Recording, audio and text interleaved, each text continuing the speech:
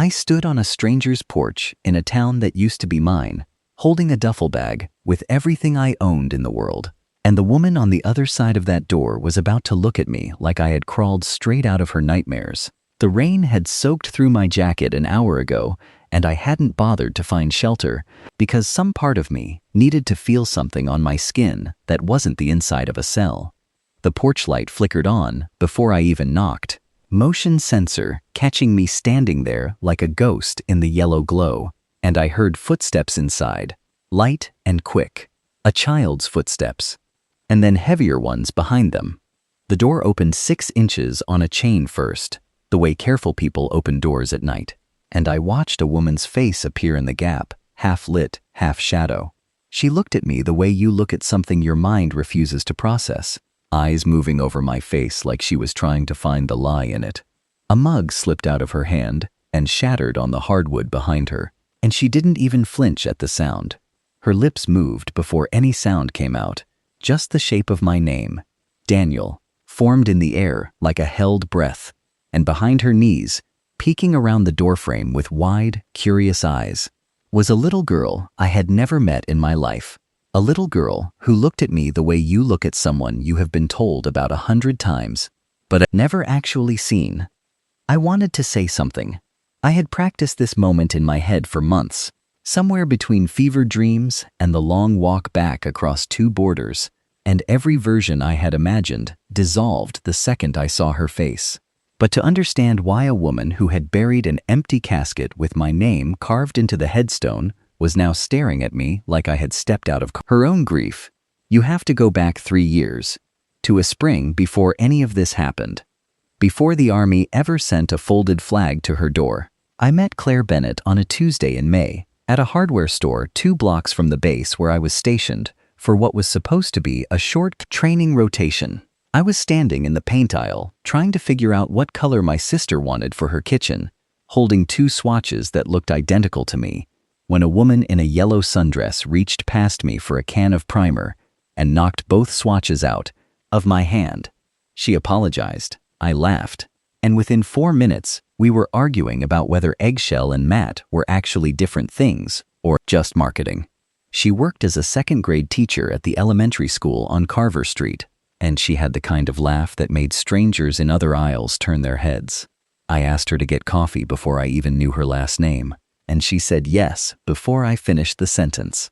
That whole summer felt like something out of a different life than the one I usually lived, the one where I spent half my year somewhere I couldn't talk about, doing things I couldn't describe to people back home. With Claire, none of that mattered. We spent evenings on the porch of the little rented house she lived in at the edge of town, drinking sweet tea and watching fireflies rise out of the grass like the whole field was breathing light. She used to tease me about how careful I was with everything, how I checked the locks twice and always sat facing the door, and I used to tell her that some habits don't come off just because you're home. She never pushed. She just made room for the parts of me that didn't fit anywhere else.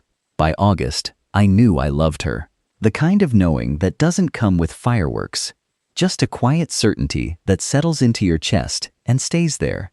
I told her on a night when the heat had finally broken and a thunderstorm was rolling in from the west, the air smelling like wet asphalt and honeysuckle. She didn't say it back right away. She just looked at me for a long moment, like she was deciding whether to believe me, and then she said, very softly, that she had been waiting for me to catch up. We didn't get married that year. There wasn't time, and if I'm honest, some superstitious part of me didn't want to leave a wife behind, of the guys in my unit did, only to come home to a different kind of stranger than the one I left, or worse, not come home at all. But I gave her a ring anyway, told her it meant the same thing without the paperwork, and she wore it on a chain around her neck because she said rings on fingers asked too many questions from her students' parents. The night before I deployed, we didn't say much. We just lay on her bed with the window open, her head on my chest, and I memorized the sound of her breathing the way you memorize directions, to somewhere you're terrified of never finding again. I left in September. I didn't know, when I kissed her goodbye at 6 in the morning, with my gear already loaded into the truck outside, that she had a doctor's appointment scheduled for the following week. The kind of appointment that changes the shape of a person's whole future. I didn't know, because she didn't know yet either, not for certain. Just a suspicion she hadn't said out loud, because she didn't want to send me overseas carrying something that big without being sure. She found out 2 weeks after I left. She wrote me a letter that night. The kind of letter you write when your hands are shaking and your heart is somewhere between terrified and the happiest you've ever been. And she sealed it and mailed it the next morning. That letter never reached me. Mail moved slow where I was, and slower still once things started going wrong. The mission that changed everything happened in late October, 6 weeks into deployment. I won't walk you through the details, because some of them aren't mine to give away, and some of them I still don't let myself look at directly, even now. What matters is that the convoy I was in hit something it shouldn't have, in a stretch of road that had been clear for months, and in the chaos that followed, I was separated from my unit. The official report, the one that eventually reached Claire, said I was presumed killed in action, that my position had been overrun, that recovery efforts in the days following the incident found no survivors at the site. What actually happened was that I was alive, badly hurt, and taken. I spent the better part of 2 years in places I still have trouble naming out loud, moved more than once, kept isolated most of the time, and for a long stretch of that, even I wasn't entirely sure what year it was. The thing that kept me from disappearing into myself completely was Claire. I built her in my mind the way you build something sacred. Every detail I could remember. The yellow sundress, the porch, the sound of her laugh in the hardware store. I told myself that as long as I could still hear that laugh in my head, I hadn't actually lost anything that mattered. There was a stretch of about 3 months, somewhere in the middle of that captivity, when I genuinely stopped believing I would ever see daylight again, let alone Claire. I had been moved twice by then, kept in a room with no real window, just a slit near the ceiling that let in a thin blade of light for maybe 20 minutes around noon. And I started measuring my sanity by whether I still cared when that light appeared. There was one day, I don't know which day exactly because the counting had already started slipping, when I genuinely considered giving up trying to track time at all. Because what was the point of counting toward a future that probably didn't exist anymore? And then, almost involuntarily, I found myself replaying the exact sound of Claire laughing in that hardware store aisle, the specific pitch of it, the way her head tilted back just slightly, and something in my chest refused to let that memory close the door behind it. If you have ever loved someone enough that their voice became the only thing standing between you and giving up completely, you already understand exactly what kept me alive in that room.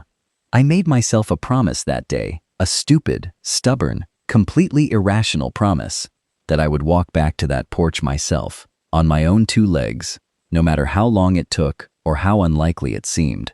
I didn't know, lying on that floor with my eyes fixed on a sliver of light I could barely see, that 300 miles away, a woman who believed I was already dead was carrying a child who would somehow, impossibly, carry that same stubborn certainty without ever being told to. Back home, Claire's world ended on a Tuesday in November, almost exactly 6 months after we met. 2 officers in dress uniform came to her door, and she said later that she knew what they were going to say before they said a single word, because of the way they stood, hands folded, faces arranged into that careful expression people wear when they're about to break something that can't be fixed. She was 11 weeks pregnant. She didn't tell them that. She just stood in her doorway and listened to the word missing turn over the following months, into the word presumed. And then finally, after the search efforts were called off and enough time had passed without contact, into the word deceased. There was a funeral. I know this because she told me, much later, in a voice that had gone very flat and very careful. The way people talk about things, they've rehearsed saying so they don't fall apart in the middle.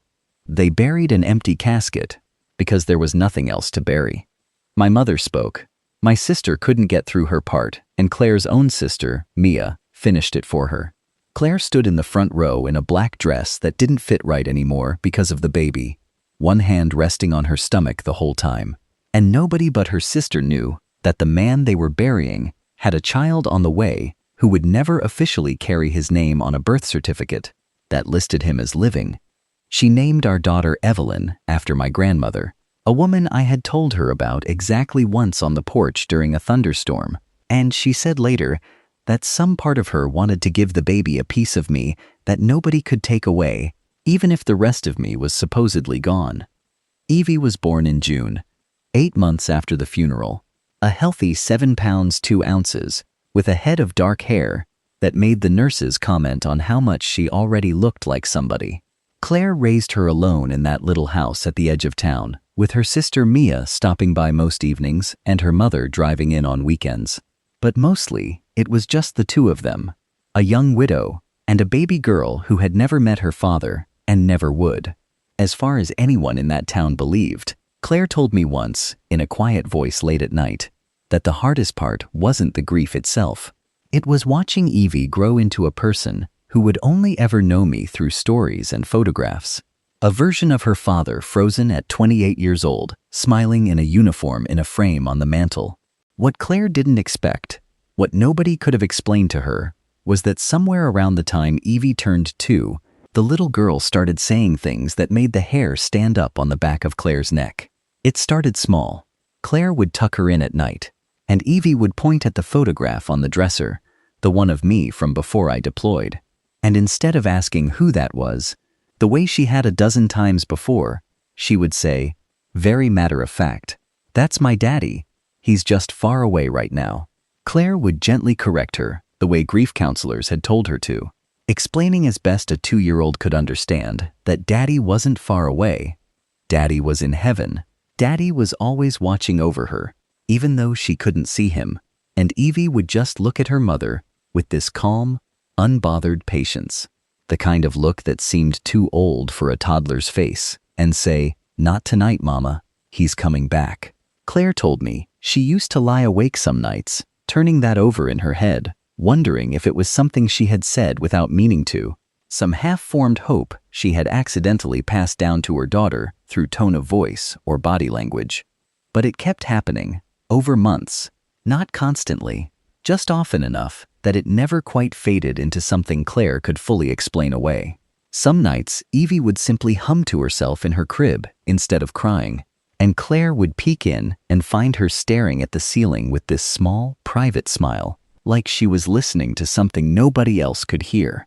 By the time Evie turned 3, almost 2 years had passed since the funeral, and the town had quietly moved Claire into a different category in everyone's mind, from the grieving fiancé to the young single mother who deserved a second chance at happiness. That was around the time Marcus Hale started coming around. Marcus taught math at the same school as Claire, a steady, patient man who had lost his own wife to illness a few years before and understood grief in a way that didn't require explanation. He was kind to Evie in a way that felt natural instead of performed, fixing her bike chain without being asked, sitting through entire tea parties with a straight face. Claire's mother liked him.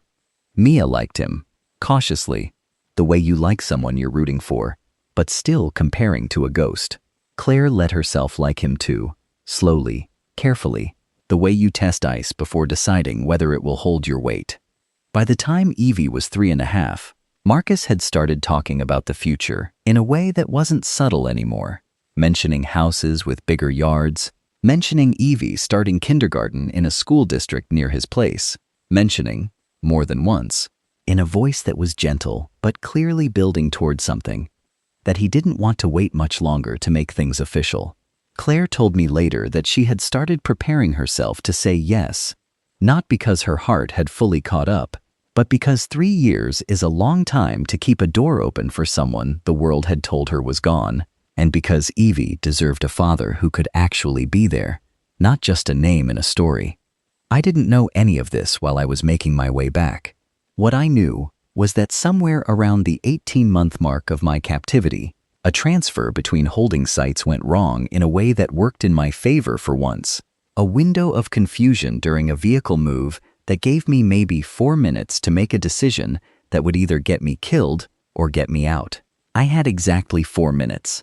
and I spent every second of it running through scenarios I had built in my head during 1,000 sleepless nights. And in the end, I made a choice. I still don't fully understand the courage behind, except that somewhere underneath the fear was Claire's voice telling me, very calmly, that she hadn't waited this long for me to die 2 miles from a road. I won't describe what the next several weeks looked like. The walking, the hiding, the help I eventually found from people who had no reason to help me and did anyway. What matters is that I made it to a checkpoint that recognized my service number, and after that, everything moved very fast and very slow at the same time. Medical evaluations, identity confirmation, calls made up a chain of command to people who hadn't said my name out loud in almost 2 years because they assumed it belonged to a closed file.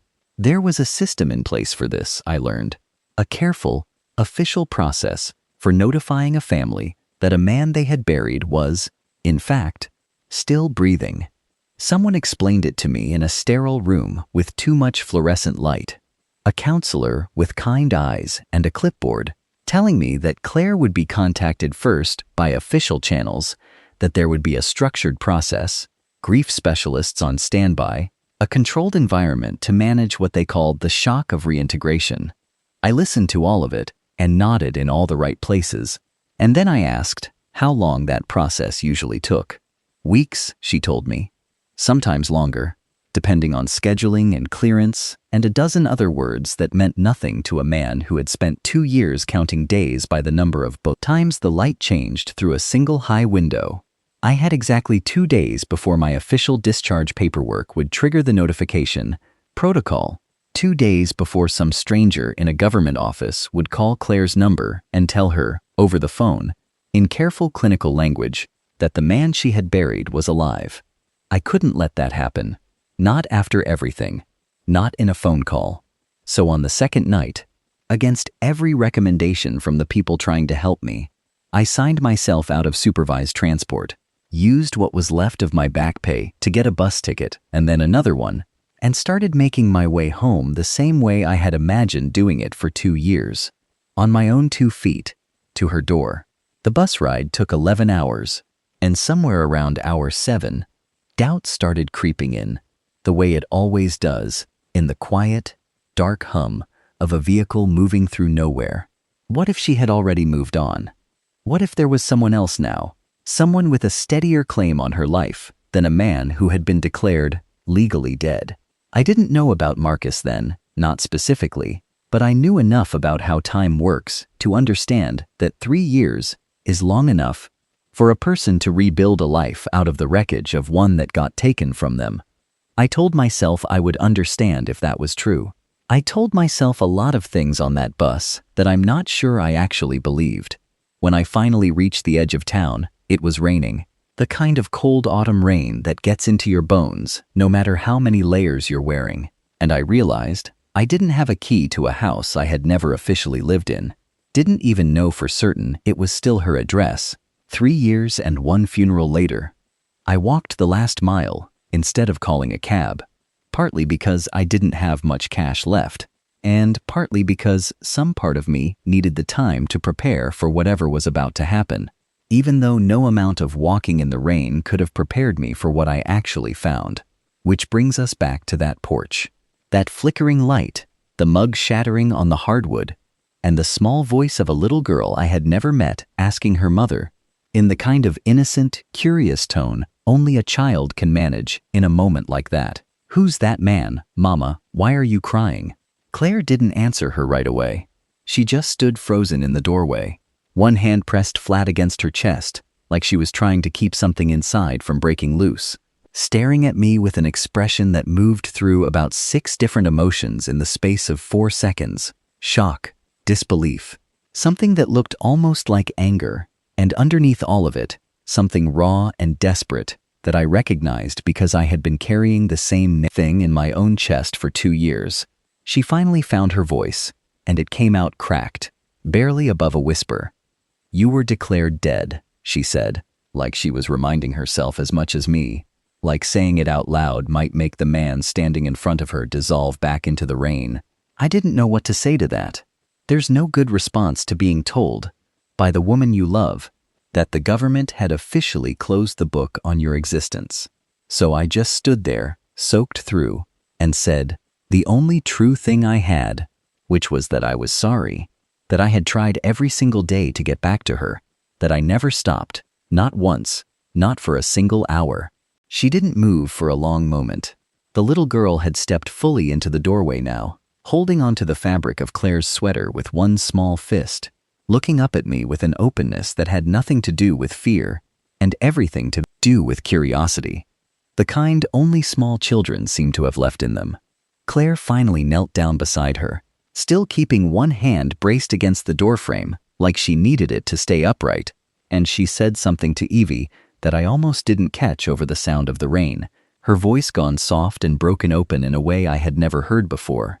She said, "Baby, I need to tell you something," and her eyes never left my face while she said it.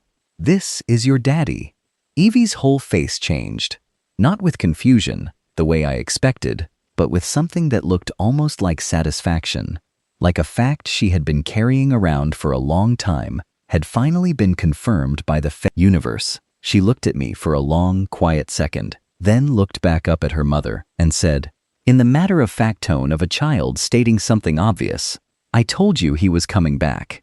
Claire made a sound then that wasn't quite a sob and wasn't quite a laugh.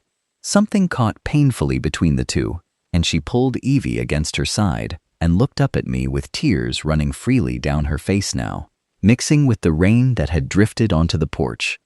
I didn't say anything for a while. I just stood there, watching the two of them, trying to absorb the fact that I had a daughter, that she had apparently spent the better part of a year insisting to her grieving mother that I wasn't actually gone, that some part of this 3-year-old child had refused to accept what the entire adult world around her had decided was true. Claire stood back up slowly, Evie still holding onto her leg, and she stepped closer to me, close enough that I could see every detail of how much she had changed and how much she hadn't. The same eyes, a few new lines around them that hadn't been there before, eyes that had clearly done a great deal of crying in the last 3 years. She reached up, hesitant, like she was checking whether I was solid, and pressed her palm flat against my chest. I felt her hand shaking. She didn't say anything else for a long moment. Neither did I. We just stood there in the rain, on a porch that had somehow become the center of the entire world, while a little girl who had never doubted me even once watched both of us with patient, knowing eyes.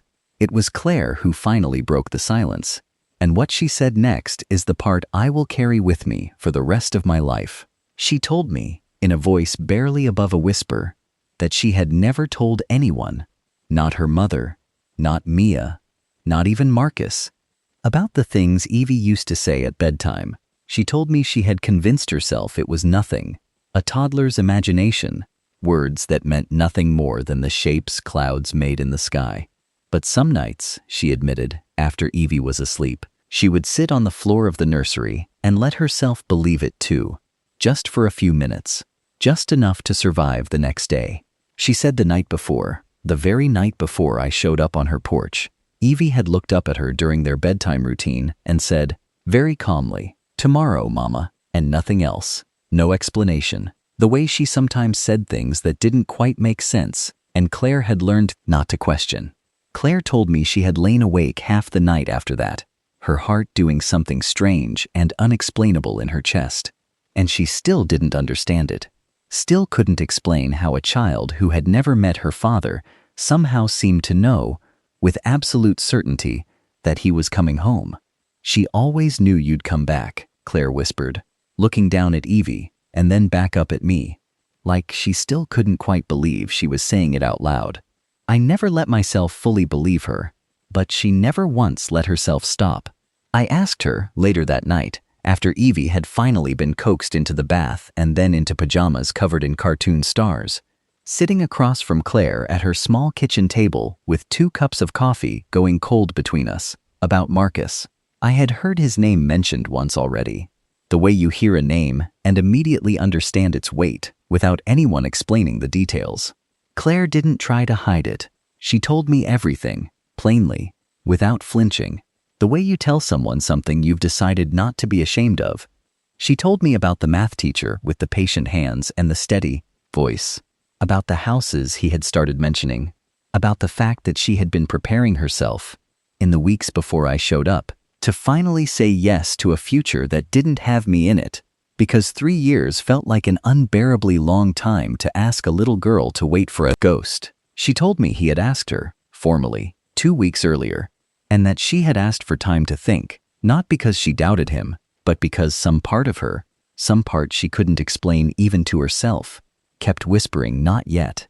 I asked her what she would have said if I hadn't shown up that night, if the official notification had come through some government phone call 3 weeks from now instead, after she had already given Marcus her answer.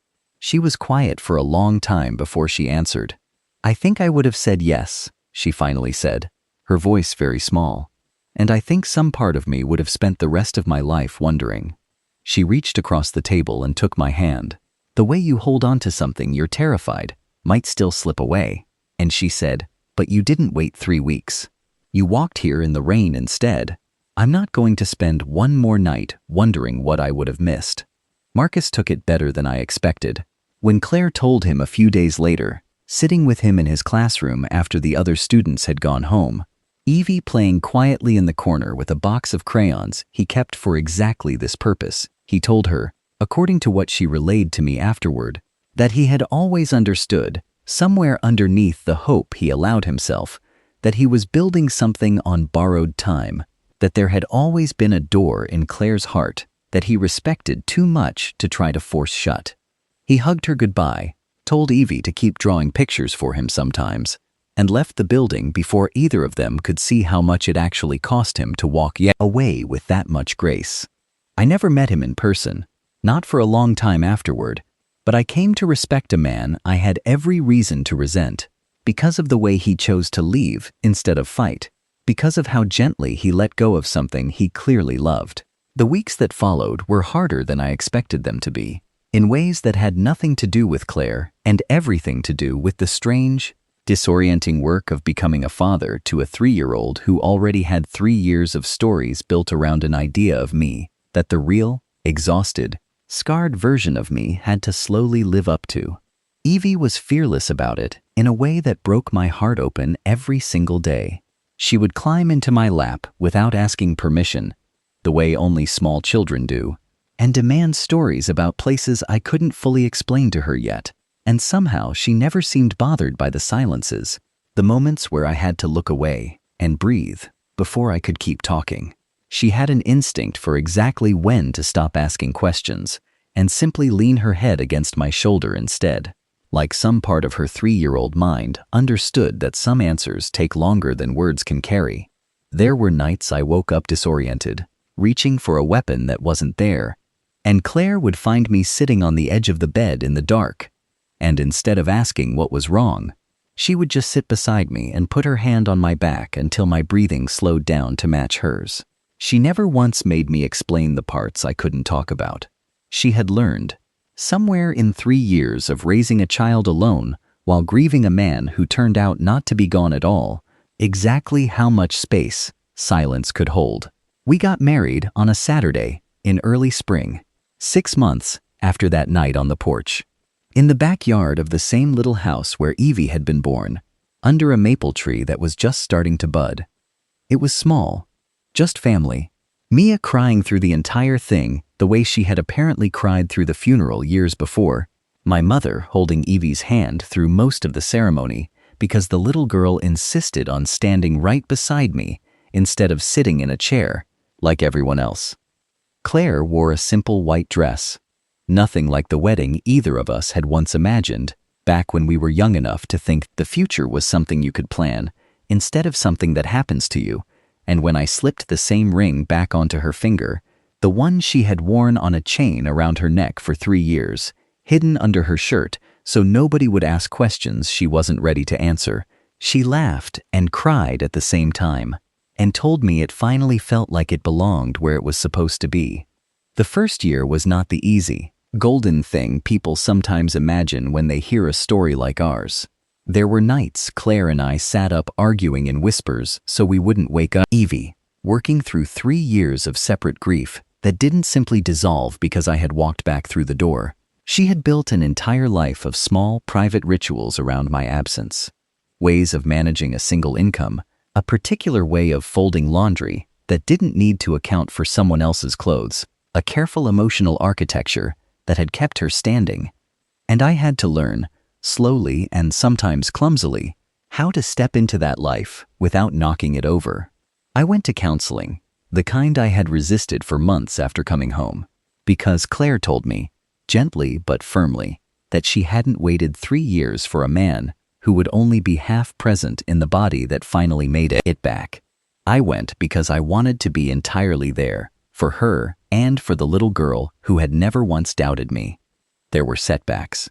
There was a night, almost a year after the wedding, when a car backfired 2 streets over, and I ended up on the kitchen floor before I even registered moving. Claire kneeling beside me in the dark, not saying anything, just breathing slow and steady until I could match her. Evie found us there in the morning and asked, without any fear in her voice, only curiosity, if Daddy had been having a bad dream while he was awake. Claire told her yes, something like that, and Evie nodded like that made perfect sense, climbed into my lap, and asked if I wanted to hear about the dream she'd had instead. Something about a dragon who just wanted a sandwich. I laughed for the first time in days. Healing, I learned, rarely looks like the version you imagine. It looks like a 6-year-old's dragon story interrupting your worst morning and somehow making it survivable. Evie is 6 now, and she has my mother's stubbornness and Claire's laugh and an unshakable confidence that has never quite faded, the kind of certainty most adults lose somewhere along the way and never fully get back. She doesn't remember that night on the porch, not really, not in any detail she could describe, but she knows the story the way kids know the stories that get told about them at family dinners, polished smooth by repetition, and she tells it herself, sometimes with a kind of pride that makes Claire and me look at each other across the room and just shake our heads. Some nights, when I tuck her in, the same way Claire used to do alone for 2 long years, Evie still says the same 4 words, not as a question anymore, not as a hope whispered into the dark by a little girl nobody quite believed, but as a simple, settled fact, the kind of thing you say when you already know the ending and you're just enjoying the telling of it. She looks up at me, in the soft glow of the nightlight shaped like a star, and she says, "I knew it, Daddy." And every single time, I sit there a moment longer than I need to before I turn off the light, because I am still, after everything, the man on the porch in the rain, grateful beyond words that somewhere in this house, even in the years when the rest of the world had given up on me, somebody never once stopped believing I was coming home.